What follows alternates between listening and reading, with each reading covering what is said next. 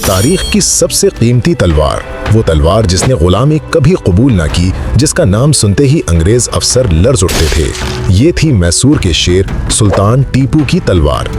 یہ تلوار اصفہان یعنی ایران کے ماہر کاریگروں نے تیار کی تھی۔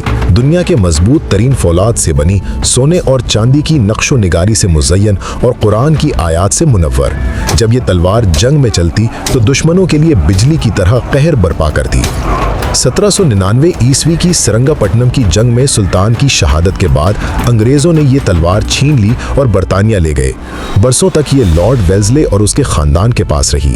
وقت نے پلٹا کھایا، 2003 میں یہ نیلام ہوئی، پھر 2004 میں ہندوستان واپس آئی، لیکن 23 مئی 2023 کو ایک بار پھر لندن میں 143 کروڑ روپے میں فروخت ہوئی، جو بھارتی اسلامی فنون پاروں کی تاریخ کا سب سے بڑا ریکارڈ ہے۔ آج یہ تلوار اگرچہ عجائب گھر کے شیشے میں ہے، لیکن اس کی چمک اب بھی یہ پیغام دیتی ہے: ظلم عارضی ہے، مگر حق کی تلوار ہمیشہ روشن رہتی ہے۔